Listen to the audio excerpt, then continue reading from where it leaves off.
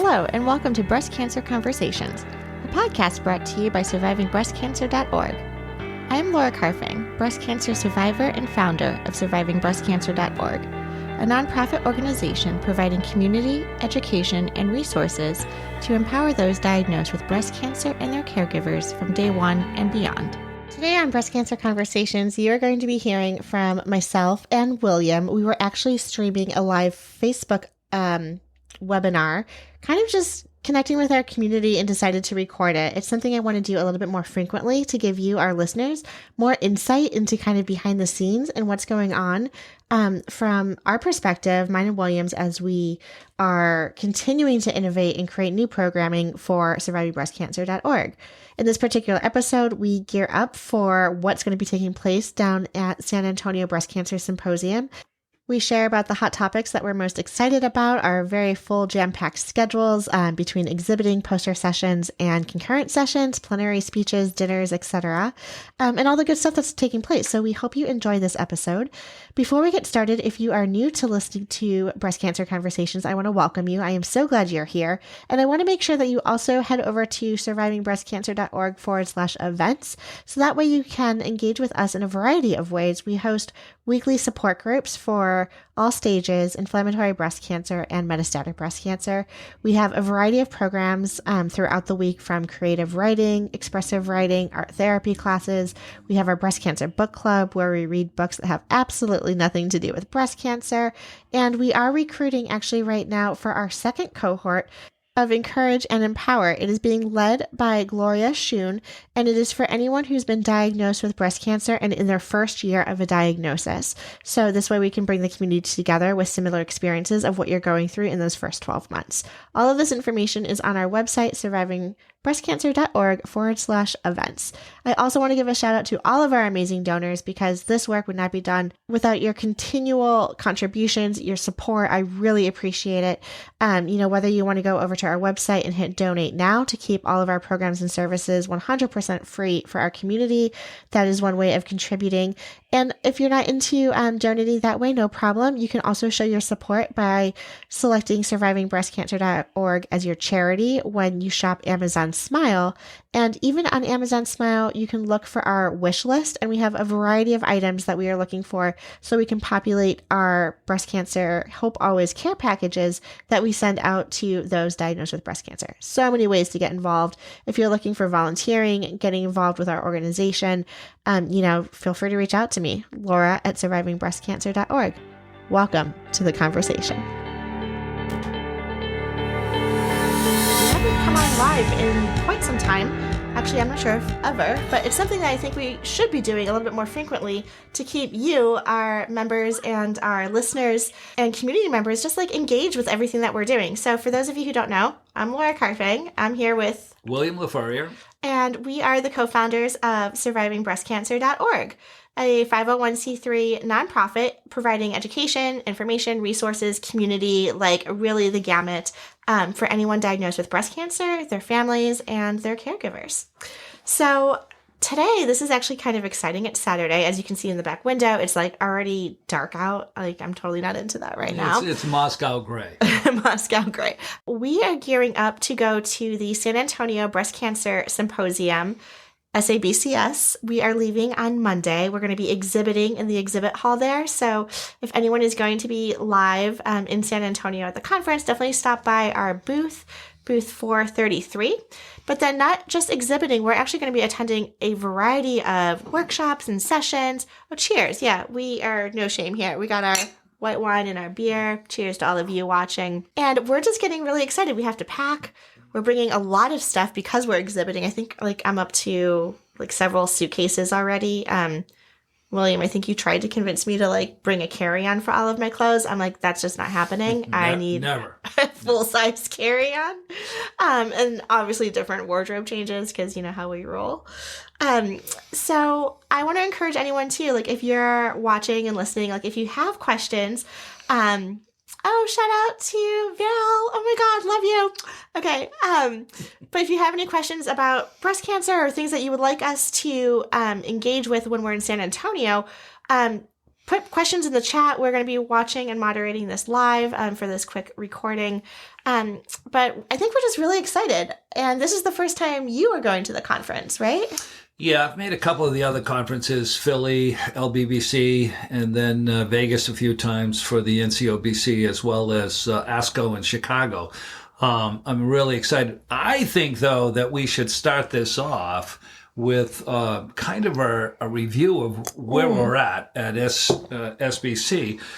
Because there's been so much going on in the past year, and that we're working nonstop. It's 7 days a week, and it's almost 24/7 at this point in time. And I want to congratulate you on the phenomenal job that you've done. Love him. Putting together this incredible 501c3 breast cancer community, and just supporting just thousands and thousands of women and men in about 81 different countries, which I think is phenomenal.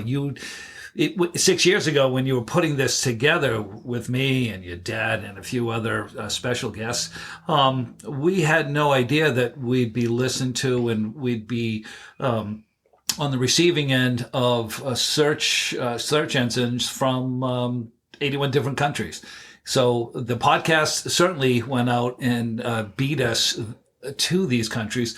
But now we have translated the website, surprisingly enough, it's obviously in English, but we translated into Spanish, into Arabic, into French, and into Italian. And yes, French and Italian are just as of December 1. So super exciting news for us there just within the last couple of days.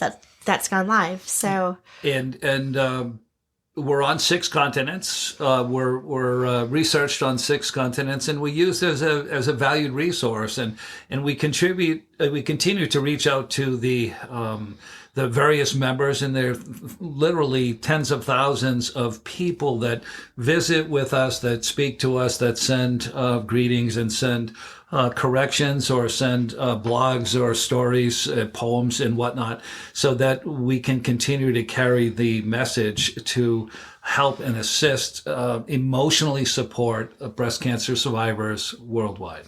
Yeah, I think we have, just speaking of our English countries, a huge following, in Canada, which I'm super grateful for. Our friends down under in Australia, in Great Britain, which is amazing. And that's just in the English-speaking side. And then most recently, being able to offer some of our programs in Spanish. So people can now engage in downloading resources like questions to ask your oncologist, questions to ask your surgeon, totally translated into Spanish, and also taking into cultural competencies and different cultural sensitivities around the Hispanic population. We're also offering, I think actually coming up this week, we're going to have our art therapy class being offered in Spanish as well. We're doing that monthly. And then I would say 2 weeks from now, we're doing a support group offered in Spanish as well, and that'll be a monthly offering. So just lots of great initiatives, I think, to close out 2022. Yeah, it's called Después de un Diagnóstico, and it's spearheaded by Lourdes Heras and Brenda Coronado, and ably assisted by Marta Victoria. Go ahead. Very long last name. Yeah, I'm not even going to try. She has 4 names, and I can't do it justice, so my apologies, Marta. Yeah, but we're just really excited for the reach, what we've been able to accomplish. I think you also mentioned, the 1% of males who have breast cancer. We've been so fortunate also to partner with Rod Ritchie, who is, really well known in the breast cancer space, a huge advocate from Australia. And he is now writing a blog for us once a month, which is getting published on our website and communicated out through our weekly newsletters. So again, we're just really fortunate for all of you who submit your content, submit your stories, submit your poems, engage in our programs, and really help us elevate your voices and your experiences and getting it out there, so that way we can go and continue to have such a huge impact in this space. So from a unique statistical perspective, we've hit approximately 350,000 unique visitors that have come to the website looking for resources, looking for education, looking to share their stories. And most recently, when we translated into Spanish and Arabic, we picked up an additional 12,000 translations of our Spanish website, and we just rolled that out heading into August of this year.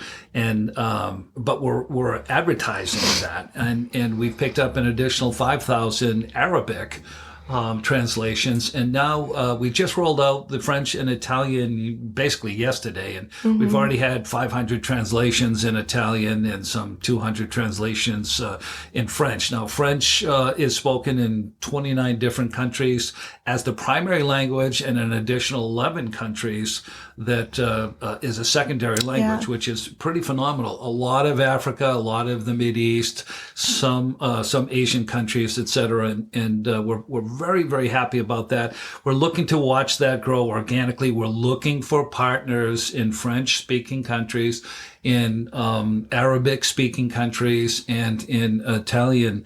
Obviously, there aren't as many Italian-speaking countries, but we're more than happy to work with oncology teams and nurse navigators and whatnot in Italy, so that we can provide a very safe, emotional resource place for breast cancer survivors and their caregivers. Yeah, a lot going on. Yeah. Never a dull moment here. And so, what I think is super exciting about this conversation that we're having right now is that, this is what William and I do day in and day out. We talk SBC. We are strategizing 24/7.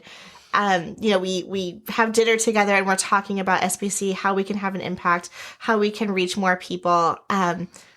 Sometimes we wake up in the middle of the night hey, I got an idea. I just had this dream. The answer came to me. This is what I'm thinking. And so, I think that's kind of part of the fun, but it is definitely a labor of love. And we want to go out there and make sure that we're building and creating resources for you, our members, our community. And we couldn't do that without your continual feedback loop in what you're interested in receiving, the programs that you're interested in engaging in, et cetera. And so super exciting there. So from the perspective of new growth opportunities, obviously the multi-language translations offer an awful lot of potential growth for us. We're certainly looking to increase our conversion rate on the website in the United States, but also we're looking to that growth model to carry us forward into virtually 80 countries around the world, because breast cancer has no limits. It's statistically 1 out of 8 women and 1% of men, but in chats that we've had with some fairly knowledgeable people, including Gloria Schoon, who offers up our meditations on Monday. She hails from Toronto. She's just a wonderful, wonderful woman, and very bright and very capable. Retired executive from multiple large corporations, and she's looking, as a breast cancer survivor, she's looking to give back to the community and looking to assist. We've got all sorts of programming going on with her, and she's actually going to be starting, in addition to the Monday meditations, we're right now on our website, you can actually sign up for our second cohort of Encourage and Empower. Maybe it's Empower and Encourage. I forget the exact name, the EE program, which is for people who are diagnosed with breast cancer within their first year of a diagnosis. And so this is an excellent way for people who are going through the experience and in the same phase of a diagnosis, learning the new terms, going through treatments and all of that within their first year. And so we're taking RSVPs for that right now. And it's actually going to kick off, I want to say January 9th and run for 8 weeks. So that's a very exciting program. And one of our first programs that we're doing that is actually a committed 8-week sequence that builds off of each other. So, as opposed to most of our other programs that are drop in, there's very little commitment outside of that 1 hour, so to speak. I'm really excited to see the impact that we're going to have over time, over an 8-week period, and then how this cohort is going to be able to feel supported through their experience with breast cancer. And like all of our other programming and events, it's totally free. It's free to all breast cancer survivors. It's free to their caregivers and their family. It's free to the medical professionals, etc. And we're just looking to further collaborate with people to bring the best possible end product and resource to breast cancer patients globally. Yeah. Can we talk about SABCS now? I'm like so excited. Just about. Before we get there, what were the 3 highlights for your year in 2022? Oh, that should be like a whole other like podcast. It is, recording. But we can just give them just the highlights. I think going into Spanish was like a huge success for us. That I don't think in January of 22 I didn't know that was going to be our reality, and so that was really exciting to be able to secure funding and now offer our programs in Spanish. So explain where that came from. Through our grant, actually. No. Prior to that, what drove us? Oh, wow. Okay. I love how he's like feeding me these questions, and he already knows the answer. Softballs. So we were at the ASCO conference in 2022. I want to say in June. It was the American Society for Clinical Oncology, and so many people came to our booth asking, are your services and programs scalable? Is this something that can be offered in my country? And so many people from Latin America, South America, frankly, all over the world, but mainly South America and Latin America were coming to us asking for this. And so that really started to get like the wheels turning, I would say, and just us thinking about, okay, there's clearly a demand. People are asking for this. So how can we go and make it possible? And so that was in June. And then I would say we strategized, we put together proposals, we figured out what we had to do, started talking to some of our colleagues to generate their level of interest. And then by end of August, we were able to secure funding from our very gracious sponsors at Gilead to actually now offer these programs in Spanish, which talk about having an idea, working our butts off this summer to make something a reality. And then all of, September, October, November, December, we've now been able to offer our programs in Spanish, as I was mentioning, the support groups, the monthly art therapy classes, and there'll be more coming.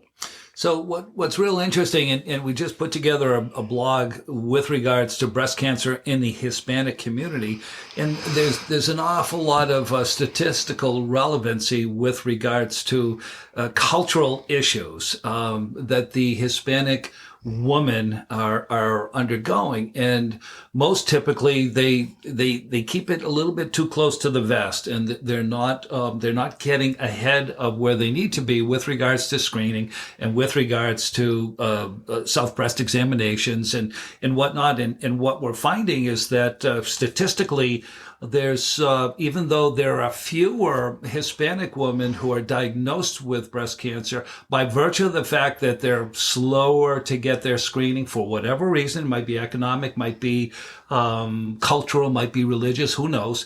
But ultimately, that presents a danger, because if they do have breast cancer and they have a significant risk of triple negative breast cancer, which is just a whole nother nut by itself, and therefore, they're running into a whole host of problems, and we are looking to try to educate and help sponsor self-breast exams and help sponsor quicker screening and introduce them to technologies and whatnot in an effort to beat back that statistic. Well, I think what's really important there is that we've built out a Spanish team. So I think when we're in San Antonio, we'll try and come back on live with Brenda as well as Lourdes, because, we can't necessarily be like the white woman talking about, the needs necessarily of a population that we can't relate to 100%, right? It's not my lived experience.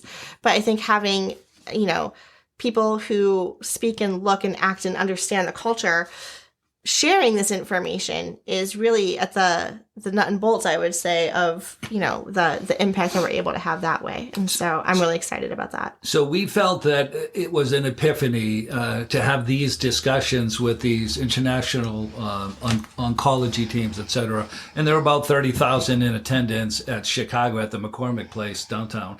And when we first started to chat with a few folks, they said, no, don't go there. Just concentrate on what you're doing in the U.S. and stay focused and blah, blah, blah.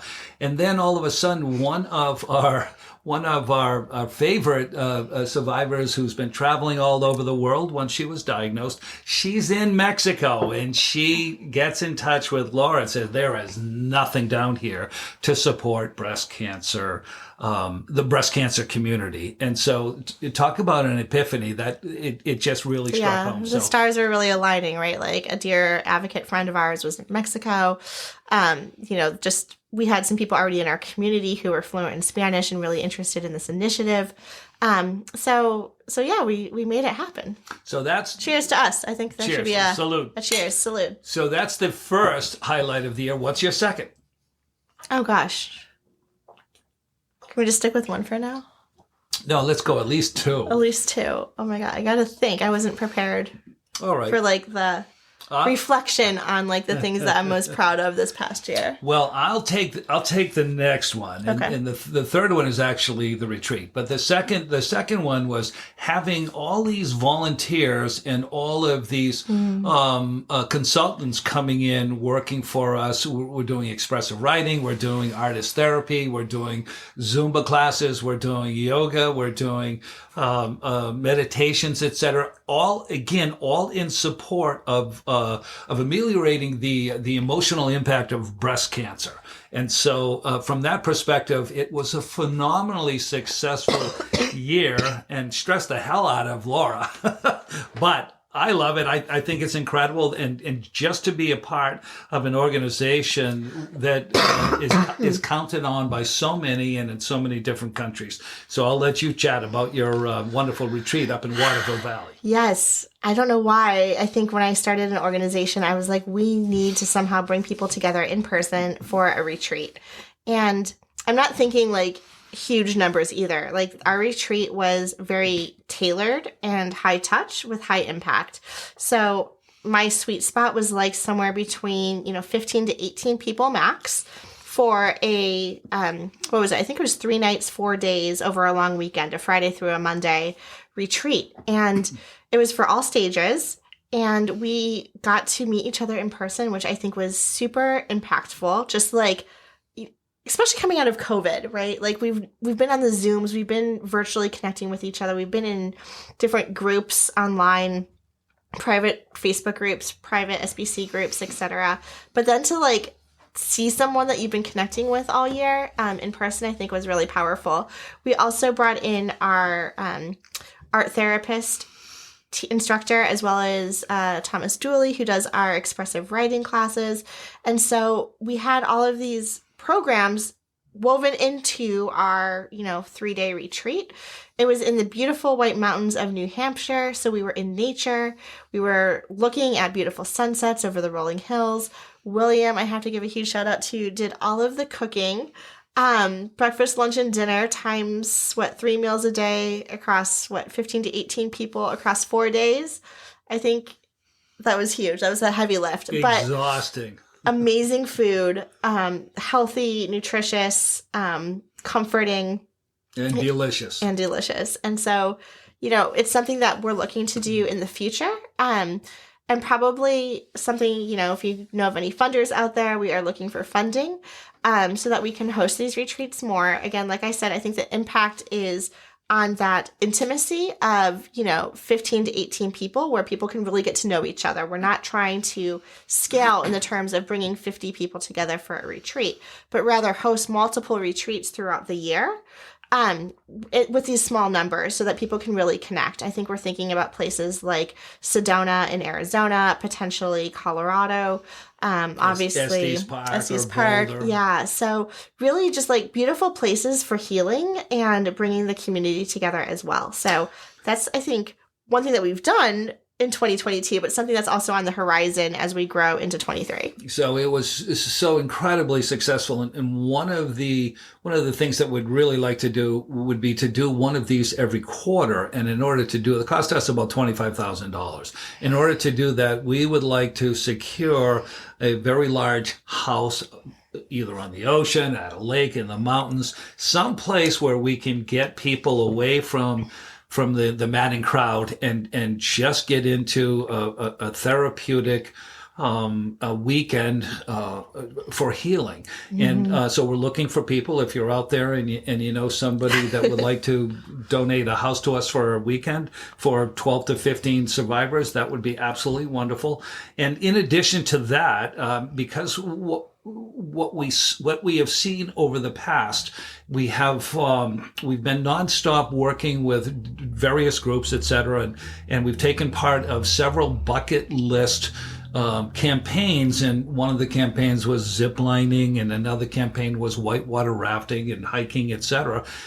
We would like to put together an NBC a bucket list programming, and we're looking to secure a recreational vehicle that'll sleep 6 to 8 people, new or relatively up to date, so that we can transport people into the national parks all over the country. We can transport them into historical cities, into mountains, into just beautiful vistas, etc., and satisfy some bucket list items, particularly for the metastatic folks. And it's just something that we're really looking to help. And that to me was the biggest kickback that I got from that raft trip. We had several NBC folks from Staten Island that came down to join us in Pennsylvania, in the Lehigh River, I believe. Yeah. And this one gal, she's deceased now, and she couldn't even get over the gunwale, and we had to help her over the gunwale, and she just had a ball. Just being on the water in the rapids, chasing us because I splashed them, just to try to get them to be in tune with Mother Nature and the river and water, and just to have fun and to explore that side of their life that they'd never done before. So that's part of the bucket list program. There'll be more to follow on that in the short term. So let's go to San Antonio. All right. Oh my God. Okay. What I originally thought I was coming online to talk about. So we are gearing up to go to SABCS, San Antonio Breast Cancer Symposium. I have just been spending all day looking at the program, the schedule. I can't tell if it's like Disneyland or like, spring break for like breast cancer advocates, or, I'm trying to figure out the vibe.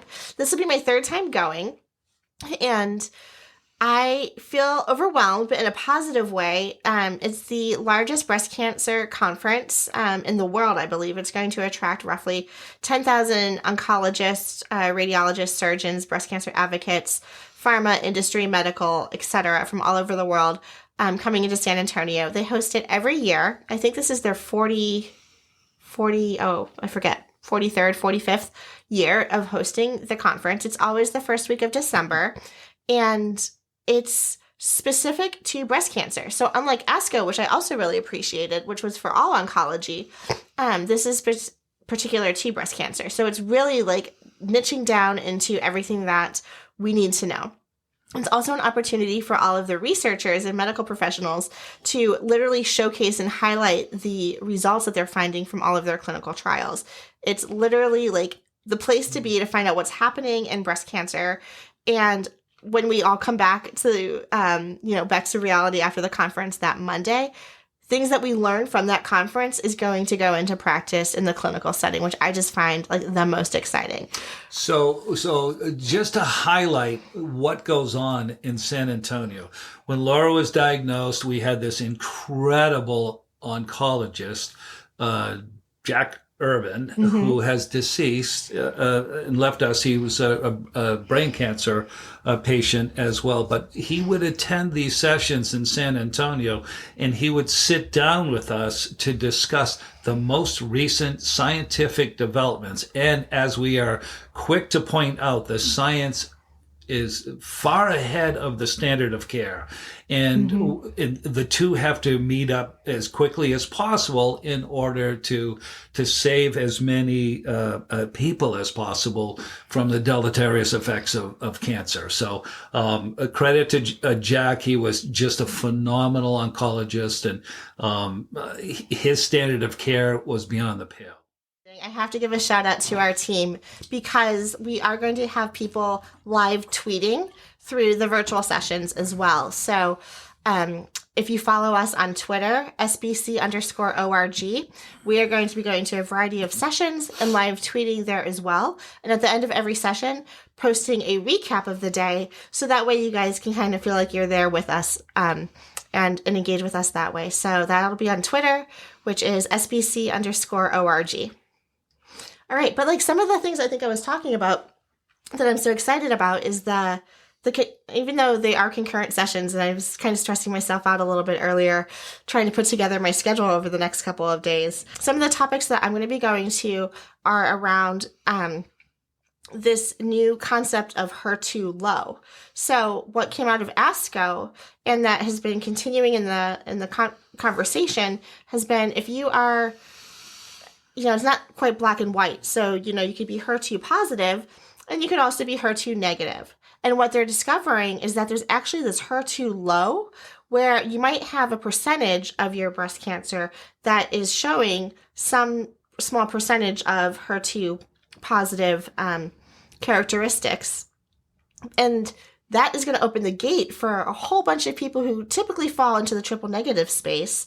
But if they are HER2 low and not necessarily HER2 negative, meaning it could be not 0%, but 1% or 2% HER2 positive, there might be new targeted therapies for that particular type of breast cancer. And so I think that's going to be a huge disruptor in a positive way.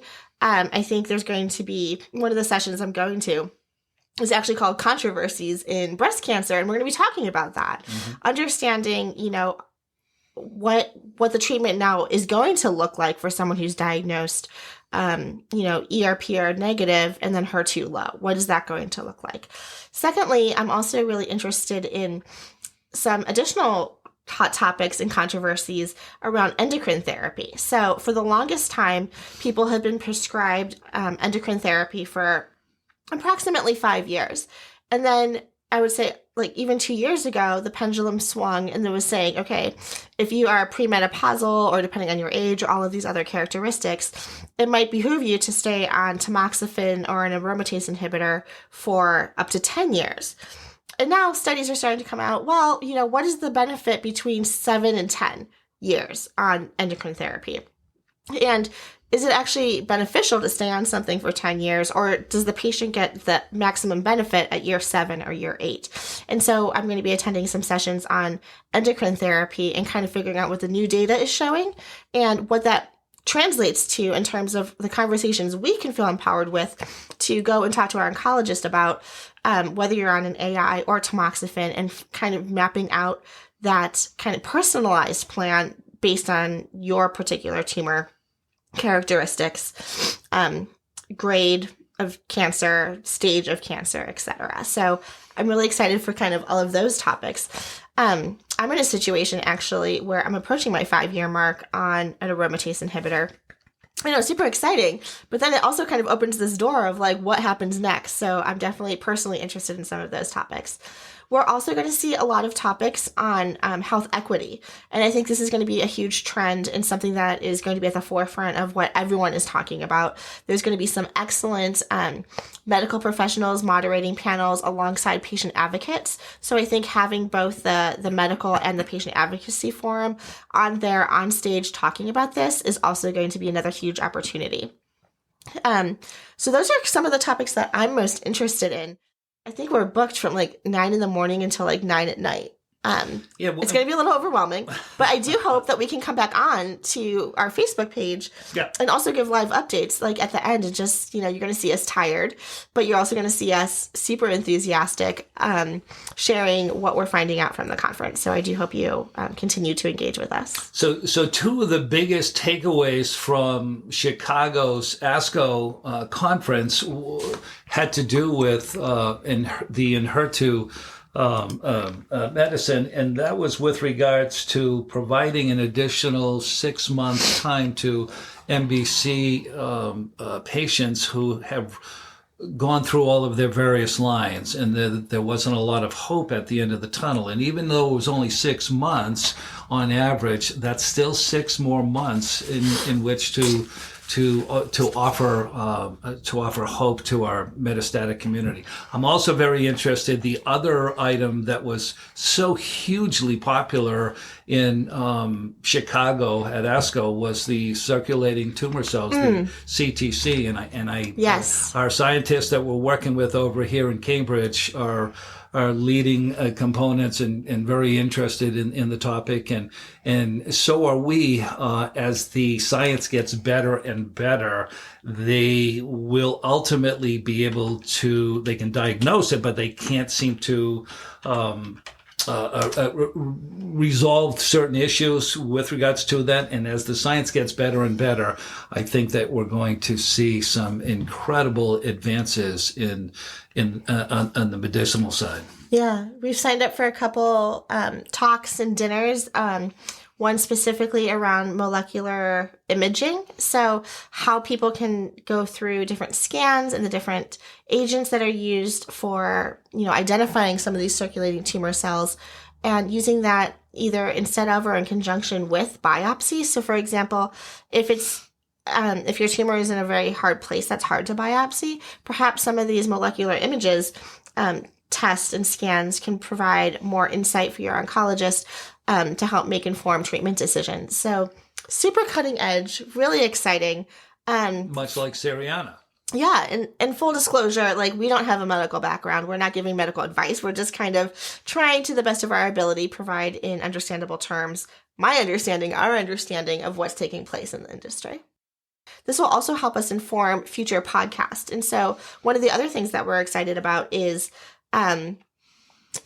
connecting with doctors and the medical professionals to get them on our podcast, Breast Cancer Conversations, asking them some of those questions, getting them in the docket for a future webinar that we can promote on our website and you guys can sign up to, so we can actually talk to those doctors about what is taking place in the industry. And then also sitting in on all of these sessions will also inform our blog content. So I'm also really excited for some of the blogs and the topics that we'll be having writing. So again, the work is never done. We're going to this conference and we have a lot of writing to do afterwards. But again, it's really just to get all the information out there. Oh my God, shout out to Meg Z as well, who I get to see in person. Hi, Meg Z. In San Antonio. So we're looking forward to that too. Cannot wait to see you. I know you, me, and Abigail need to do our threesome photo. So that'll be happening. But yeah, we're just stoked. I got a lot of packing to do. And you'll be getting live updates from us all throughout the week. So there you have it. All right. Definitely follow us on social media. Like I said, live updates on our Twitter account, SBC_ORG. You can also follow us on Instagram. I'll be posting live to our stories, and that's at survivingbreastcancer.org, all one word. So I think that's a wrap. Peace out. Love you guys. Thank you. And thank you all for listening and tuning in week after week here on Breast Cancer Conversations. Please be mindful that all of our content and information is for educational purposes only and is never a substitute for medical advice. If you want to hang out, again, please check out survivingbreastcancer.org/events, where you can RSVP to our Thursday Night Thrivers weekly meetup, our Movement Monday classes, workshops, seminars, and so much more. We can also continue the dialogue online via social media. Our Instagram handle is survivingbreastcancer.org, all one word, and you can follow us on Twitter at SBC_ORG. Until next time, keep on thriving.